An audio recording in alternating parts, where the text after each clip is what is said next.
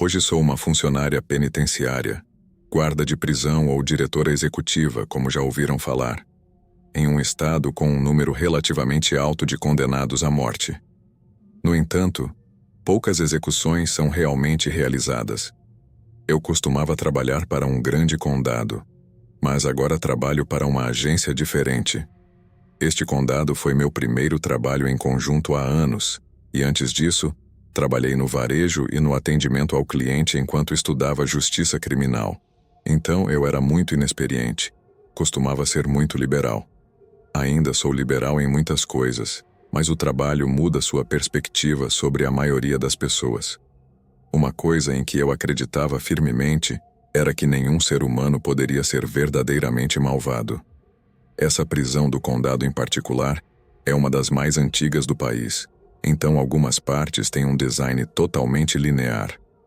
O que quero dizer é que você tem um longo trecho de corredor com celas de cada lado, e os guardas precisam andar para cima e para baixo para supervisionar os presos.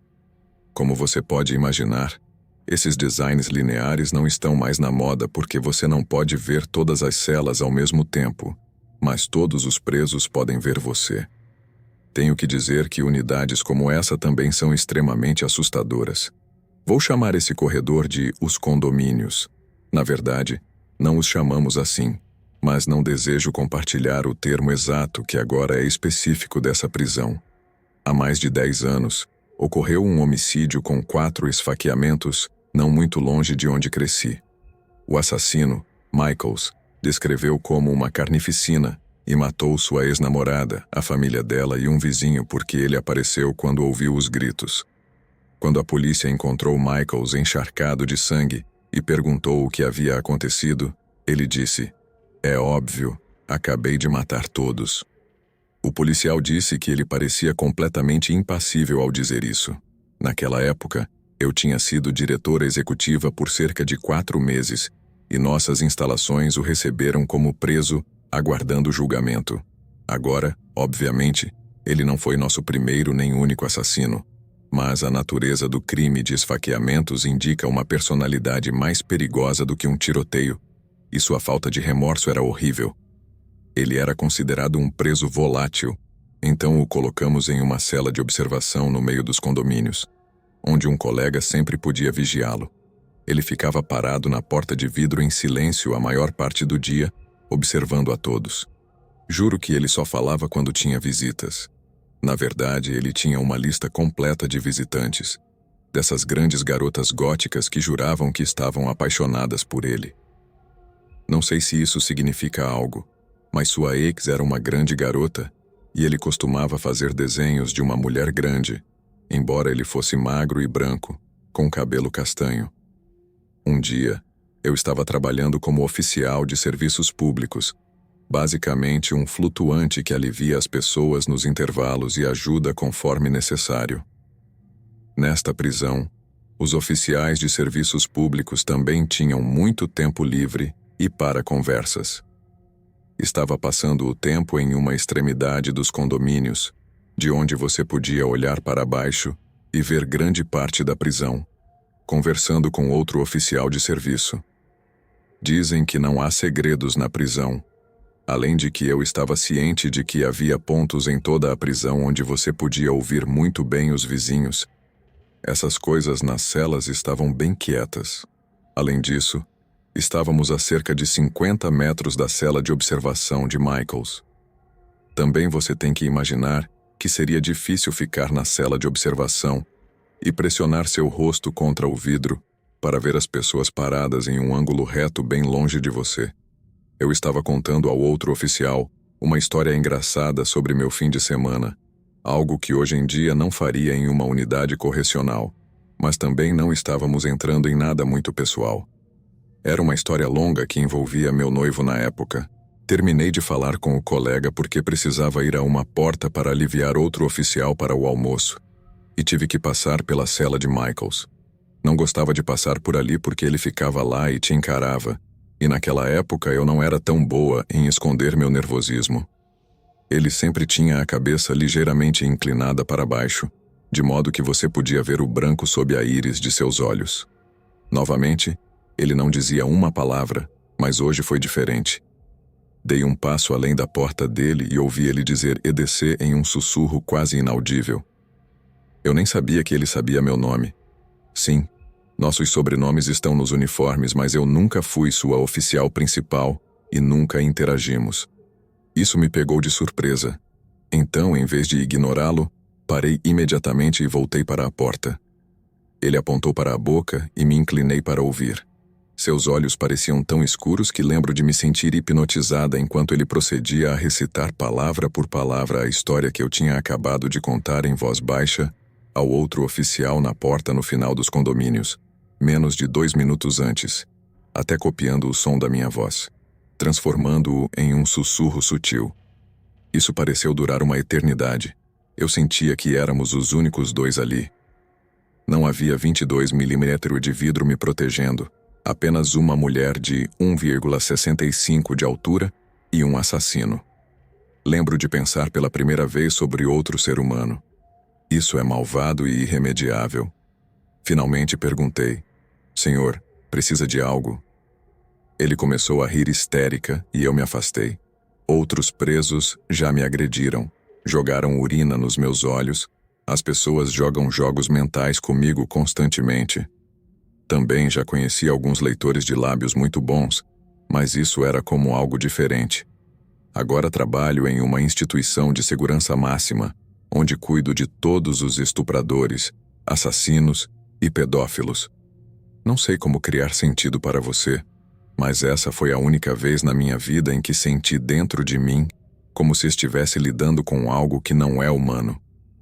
Michaels está em outra instituição agora. Está no corredor da morte. Ele se recusa a apelar. Deixou claro para a imprensa que essa decisão não é por remorso. Ele não tem nenhum. Simplesmente não se importa e, na mente dele, a coisa mais lógica a fazer é morrer. Os principais eventos aqui relatados ocorreram há mais de 1 ano e me distanciei dos lugares onde aconteceram. E por isso não pensei nisso há algum tempo. Inclusive, havia deixado de viver com medo. Até o que aconteceu na noite passada. Moro na Louisiana, e uma das amigas próximas da minha mãe perguntou se eu estava disponível para ajudá-la com seu trabalho. Ela é contadora e trabalhou em vários escritórios. É muito gentil, mas socialmente muito estranha. Isso é literalmente tudo o que eu sabia. Disse que estava cansado de trabalhar em cafés e aproveitei a oportunidade de trabalhar para uma amiga próxima da família, a quem ela ligou pouco depois. Perguntou se eu podia começar na segunda-feira, e eu disse que sim. Ela parecia bastante cansada pelo telefone e me explicou brevemente que precisava de ajuda para ajustar as contas, escrever cartas e arquivar coisas normais. Me deu o endereço e dirigi até lá alguns dias depois para começar a trabalhar. E descobri que é um armazém bege gigante, em uma cidade bastante desolada, a meia hora de distância, em uma rua completamente vazia, exceto por outros 2 armazéns. O brilho do sol refletido na brita branca fazia com que fosse difícil de ver, mas notei uma porta de vidro virada para a rua. Caminhei até lá e bati na porta de vidro. Um homem de uns 40 anos imediatamente se aproximou e me cumprimentou com um sorriso alegre e selvagem. Disse a quem eu estava lá para ver que é alguém atrás dele, e ele foi imediatamente flanqueado por outros 2 homens, e os 3 me escaneavam meticulosamente com olhares enlouquecidos e excitados nos olhos, que eu nunca tinha visto antes.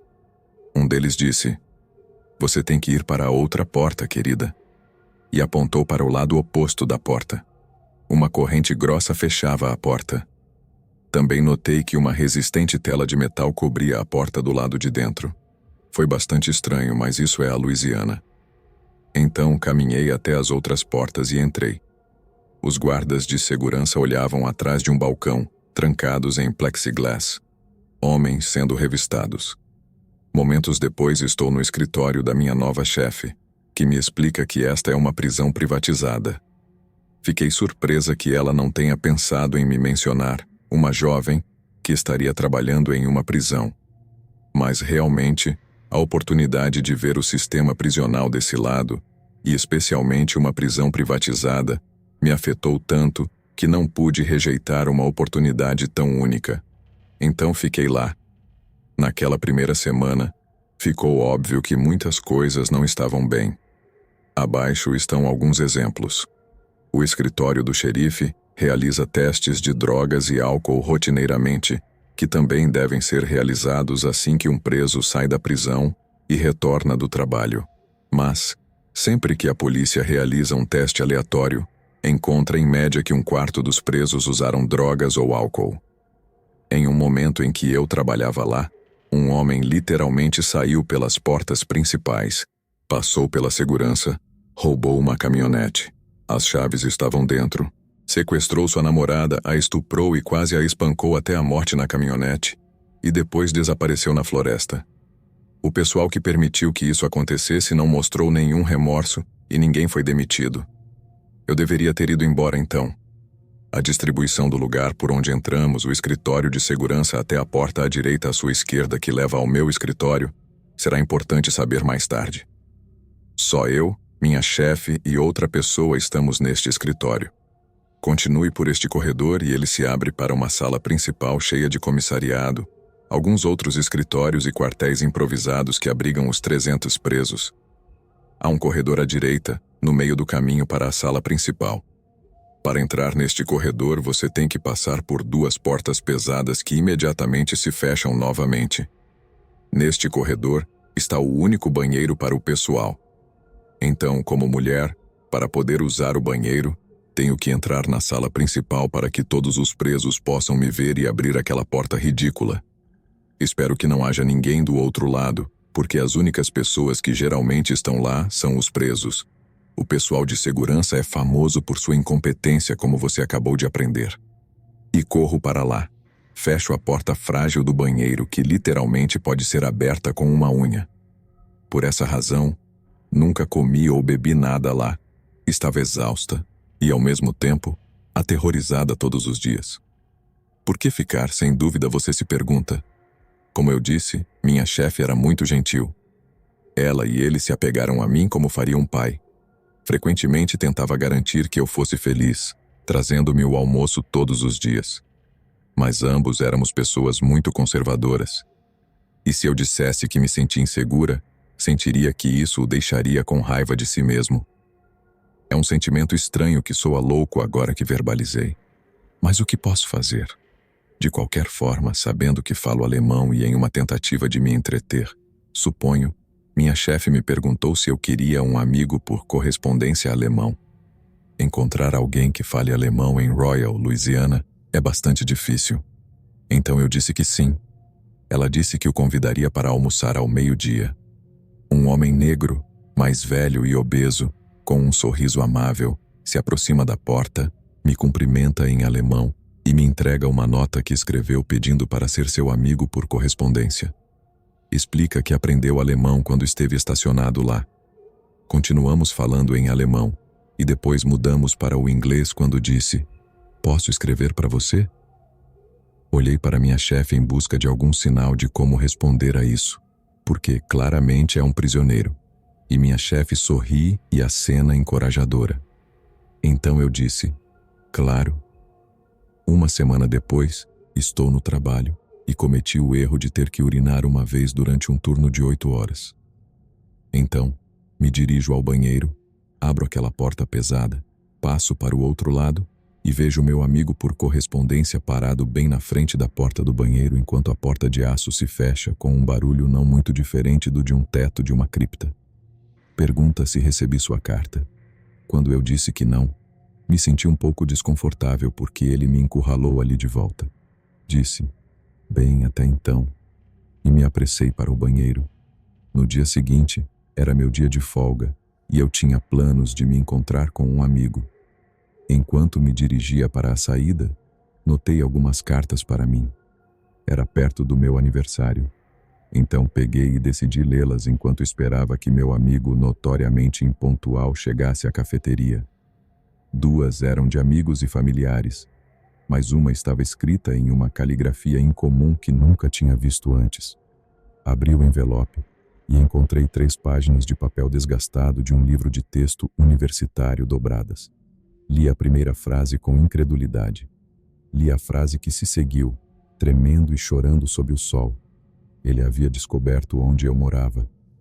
Corri para meu carro e comecei a dirigir sem destino. Estava aterrorizado. Minha amiga me ligou alguns minutos depois e perguntou onde eu estava. Voltei para a cafeteria e mostrei a carta para ela. Nunca mais a li e, sinceramente, não desejo revisitá-la.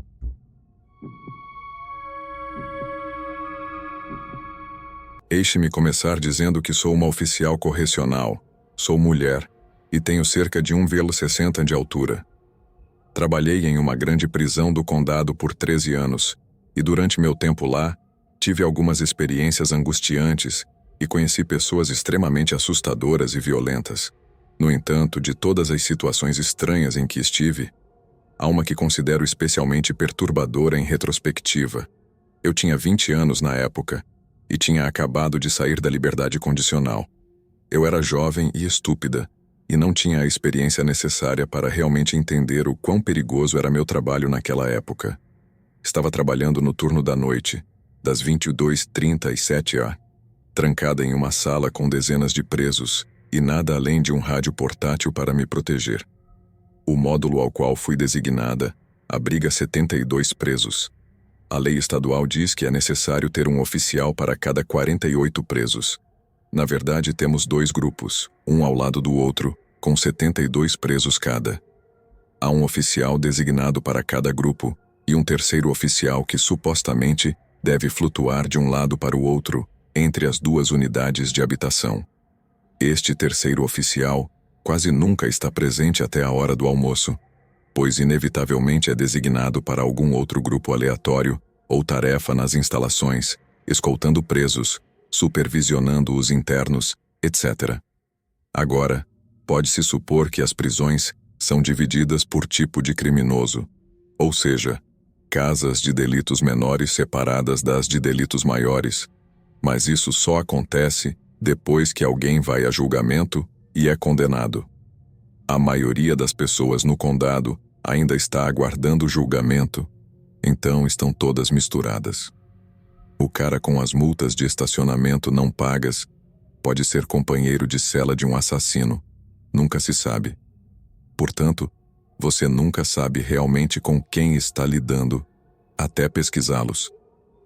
Para pintar uma imagem do ambiente em que se encontra o módulo, é muito parecido com um dormitório universitário. Há uma grande sala central com 2 níveis de quartos individuais que cercam o perímetro. Há uma escada de cada lado do módulo que leva ao segundo nível. Logo ao lado de uma escada está a área do chuveiro. Assim é como o chamamos, uma configuração de supervisão direta dos presos, para que o oficial esteja trancado no módulo com eles.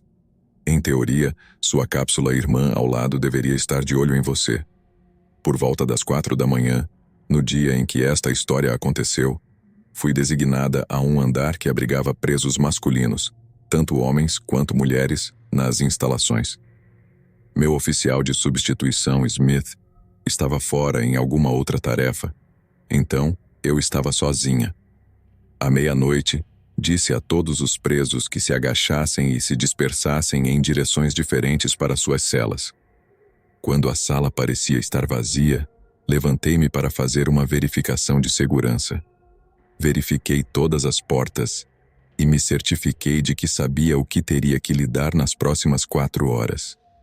Estava caminhando distraída, sem prestar atenção em nada, além das portas que estava verificando. Aproximei-me do final das escadas e comecei a descer um degrau. Quando meu pé tocou o degrau superior, ouvi um forte golpe na porta do módulo. Bum, bum, bum. Sobressaltada, pulei e olhei por cima da passarela em direção à porta. O oficial Smith estava parado lá e apontava dramaticamente para o pé das escadas.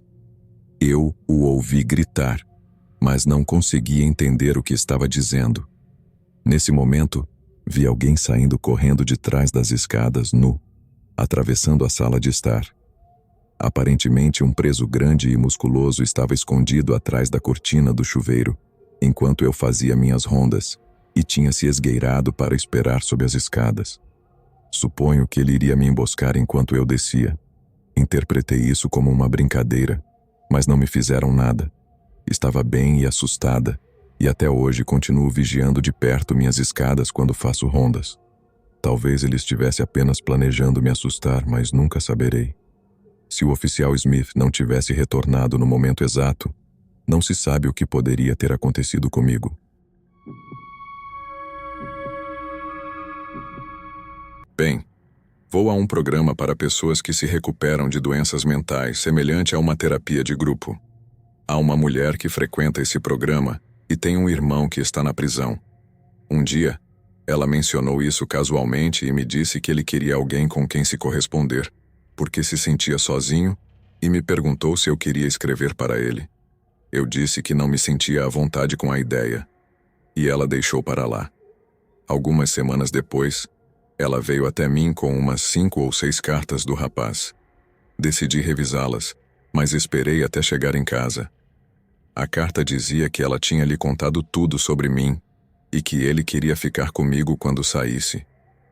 Ele começou a dizer que estava apaixonado por mim e que queria ser o novo pai do meu filho. Foi tão assustador que eu ia publicar todas aqui, mas fiquei tão assustado que as devolvi. Acho que tenho uma delas publicada em algum lugar. Elas diziam que eu deveria visitá-lo na prisão e que deveria enviar-lhe uma foto minha para que ele pudesse mostrar à sua mulher. Nunca vi esse homem. Nunca o conheci. Levei as cartas de volta e disse a ela que me sentia muito desconfortável, e ela disse que diria a ele que eu não estava interessado. Isso foi há meses. Há alguns dias ela me trouxe outra carta dele. Ela disse que a leu novamente e que não era assustadora, então me senti melhor, mas quando a li, ele ainda dizia que estava desesperadamente apaixonado por mim, que pensa em mim todos os dias, que é o pai do meu filho, e que na verdade me pediu para ser sua namorada. Na verdade, tenho um pouco de medo desse cara e não quero que ele fique perto de mim nem do meu filho. Lá pelos anos 60, meu pai trabalhava como guarda em uma prisão perto de Miami. Recentemente, ele descreveu sua experiência mais memorável. Disse que havia um prisioneiro que se parecia muito com um jovem Hannibal Lecter. Era muito tranquilo, mas muito ameaçador. Sempre mantinha a calma. Não importava o que acontecesse, mas havia algo ameaçador nele. Bem, um dia, o jovem Lecter conseguiu iniciar um motim em seu bloco de celas, simplesmente motivando os outros prisioneiros a um frenesi no qual ele não participou. Durante o tumulto, ele fez com que todos os outros prisioneiros começassem uma briga em suas celas. Meu pai e alguns outros guardas foram chamados ao bloco de celas para acalmá-los. Diz que quando chegou lá, todos os prisioneiros estavam gritando, batendo contra as paredes de suas celas e xingando os guardas. Ou seja, todos os prisioneiros, exceto Lecter. Ele era o único silencioso em todo o bloco. Meu pai se aproximou para fechar sua cela, e esse sujeito estava parado perto do fundo, com as mãos cruzadas, olhando diretamente nos olhos do meu pai e murmurando uma sequência aleatória de números com um sorriso estranho no rosto. Meu pai ficou lá, tentando descobrir o que significavam os números e, finalmente, percebeu que o prisioneiro estava recitando o número de telefone da casa do meu pai. Mais uma vez, o medo tomou conta do meu pai ao perceber que aquele prisioneiro conhecia detalhes tão pessoais sobre sua vida. Ele nunca esquecerá a maneira como Hannibal Lecter o olhava com uma calma perturbadora que contrastava com o caos que havia desencadeado ao seu redor. Depois desse dia, meu pai pediu para ser transferido para outro setor da prisão, já que não podia suportar a ideia de estar perto de alguém tão manipulador e perigoso. Anos mais tarde, após Lecter ser transferido para uma instalação de segurança máxima, meu pai se aposentou da carreira penitenciária. Embora tenham se passado décadas, ele ainda acorda de vez em quando com a lembrança daqueles olhos frios e o sorriso sinistro de Lecter murmurando números na penumbra. A experiência deixou uma marca indelével nele, lembrando-o sempre do poder que as palavras e os segredos têm, mesmo atrás das grades. Cresci frequentando uma escola particular americana em um país estrangeiro na Europa cujo nome não mencionarei. A escola estava situada no meio de uma grande colina e, mais acima, havia algo realmente especial: uma prisão abandonada. Como se isso não fosse sombrio o suficiente, na borda da prisão abandonada, havia uma prisão real. Havia uma espécie de muro que separava a prisão real da abandonada. Então, como adolescentes, decidimos encontrar uma maneira de entrar na parte abandonada. O muro de tijolos que criou o perímetro ao redor do pátio da prisão estava quebrado devido à decomposição e, provavelmente, ao vandalismo. Decidimos terminar de quebrá-lo e explorar um pouco. Isso aconteceu ao longo de muitos meses e demoramos muito tempo para reunir coragem para finalmente entrar em grupo. Todos nós estávamos fazendo arte e tínhamos nossas câmeras conosco o tempo todo para tirar algumas fotos. Metade do meu melhor trabalho veio dessa prisão. Mas um dia aconteceu um evento que nos fez jurar nunca mais voltar. Meses se passaram enquanto ficávamos cada vez mais confiantes ao caminhar pela prisão. Nunca fomos muito longe e sempre tivemos medo de nos aproximar da parede da prisão real, porque sempre havia guardas de segurança patrulhando por ali. Então, passamos 2 anos bastante confortáveis explorando aqui e ali, até que uma noite, um amigo e eu decidimos ir lá para tirar algumas fotos noturnas. Vestimos-nos, organizamos nossas coisas e nos encontramos em um dos buracos de entrada à meia-noite. Agora, tínhamos vídeos de nós revendo algumas das sessões da prisão naquela noite, mas os apagamos por medo. Nunca quisemos que ninguém soubesse o que aconteceu naquela noite e pensamos que os vídeos poderiam ser rastreados. Estava realmente muito escuro nas profundezas da prisão, então a razão pela qual estávamos filmando era para usar a lanterna dos nossos iPhones. Isso foi há algum tempo, e você não podia simplesmente pressionar um botão para acender a luz, mas tinha que filmar algo. Nosso objetivo naquela noite era chegar o mais alto que pudéssemos, pelo menos até cerca de 10 andares. Quase todas as escadas que encontramos durante nossa exploração diária estavam seladas. Se passássemos o almoço quebrando uma escada, no dia seguinte seria reparada. A prisão era enorme e tinha muitas escadas por toda parte. A maioria dos quartos era bastante grande e cada andar era completamente diferente do anterior, tornando difícil saber o que acontecia ali. Pelo que pudemos deduzir, era uma espécie de fábrica onde os prisioneiros eram obrigados a trabalhar. Encontramos algumas salas completamente cheias de solas de sapatos. Outro andar tinha um corredor longo e cada sala era pintada vividamente com padrões diferentes. Algumas salas tinham muitos colchões empilhados uns sobre os outros. O que você obtém é um monte de salas assustadoras com coisas assustadoras e aleatórias em cada uma. Cada novo andar que explorávamos era uma surpresa total, e cada vez era mais difícil encontrar maneiras de subir mais. Mas finalmente encontramos, e era isso que viemos fazer naquela noite: chegar ao telhado. Como mencionei, a prisão estava em uma colina, então a vista seria certamente fantástica, e pensamos que à noite os guardas teriam mais dificuldade em nos detectar. Então, voltamos à noite e continuamos nos aprofundando mais e mais, ficando cada vez mais escuro.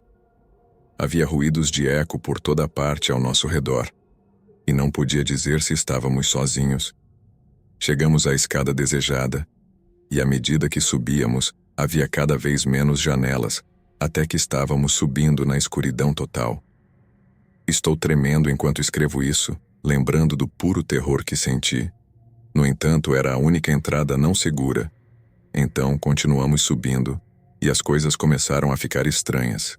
Embora as escadas tivessem forma de zigue-zague sem corrimão, podíamos cair no meio. Para chegar à escada, você tinha que passar por um corredor longo e escuro. Então, uma vez que chegasse ao final das escadas, quase não havia luz. Logo começamos a perceber que no final de cada zigue-zague havia buracos na parede. Para passar por um, você tinha que se levantar e se enfiar nele, pois era apenas uma pequena fenda na parte superior. Jogamos uma moeda e decidiu-se que eu deveria passar. Gostaria de nunca ter tido que fazer isso. Peço a Deus que nunca tivesse que fazer isso, Me arrastei e saltei para dentro como se fosse uma cela de confinamento sem janelas ou qualquer coisa. Você não podia se levantar completamente, tinha que se deitar ou agachar. Olhei ao redor e encontrei pornografia colada em todas as paredes desse lugar, bem como lenços de papel e outras coisas repugnantes. Agulhas de injeção também estavam entre essas coisas. Isso não foi a pior parte. A pior parte foi quando vi um caderno jogado no chão. A escrita estava em um idioma estrangeiro que eu podia ler e documentava os registros dos trabalhadores. Havia um nome seguido de um registro de entrada e saída com carimbo de data e hora. A entrada mais recente foi feita 2 dias atrás. 2 malditos dias atrás. Saí correndo daquele espaço como se minha vida dependesse disso e disse ao meu amigo que precisávamos sair.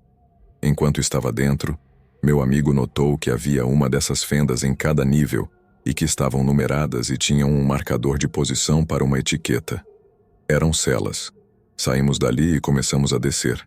Quando expliquei ao meu amigo que era quase 1 da manhã e que precisávamos subir agora antes que fosse tarde demais. Íamos a um clube depois disso, éramos adolescentes, você sabe. Demorei um pouco, mas finalmente o convenci a subir e chegar ao telhado, e depois ir embora. Subimos e subimos até finalmente vermos luz. Encantados, irrompemos pela porta completamente sem pensar, e começamos a expressar nosso alívio e gritos de alegria. Sentíamos que tínhamos conquistado o pior, e nos relaxamos completamente. Tudo estava indo bem até que, de repente, meu amigo se congela e me diz para calar a boca imediatamente e ir para as escadas. Em pânico, perguntei o que ele estava dizendo. A escada pela qual acabávamos de subir tinha uma casinha em cima, se isso faz sentido, e ele estava olhando algo pelo canto. Então ouvi outra voz que definitivamente não era do meu amigo. Ambos éramos 2 garotos bastante acomodados de educação americana, e o homem falava um idioma estrangeiro. Por sorte, eu podia entendê-lo, mas frequentemente gostava de fingir que não entendia apenas para brincar com os locais e espionar as pessoas. Estava acostumado a fingir rotineiramente que não entendia uma palavra. Então, quando o homem disse algo, meu amigo ficou quieto e me fez sinal para manter a boca fechada. Meu amigo estava me indicando para ir para as escadas quando ouvi o homem gritar: "Não se mova no idioma estrangeiro." Eu me congelei e não sabia o que fazer. 5 homens apareceram ao redor da casinha, todos visíveis. 2 estavam de pé. Os outros estavam sentados na borda do telhado. Um empurrou e caiu até a morte. Agora, esses caras pareciam sérios, com braços musculosos, calças de moletom e bandanas, e na maioria tatuagens de suásticas nos braços. A prisão tinha muitos racistas, antissemitas, anti-imigrantes e, em geral, pessoas contrárias a outras pessoas. Isso nunca esperávamos, embora.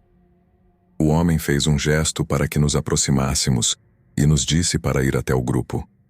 Ele começou a nos fazer perguntas em inglês. Quem éramos? Por que estávamos ali? Depois começou a fazer perguntas pessoais. Perguntou nossos nomes completos, onde morávamos, etc. As perguntas estavam claramente direcionadas para obter o máximo de informações possíveis sobre nós. Nenhum de nós tinha dinheiro, mas ambos tínhamos nossos telefones, e não tínhamos ideia do que eles tinham planejado para nós.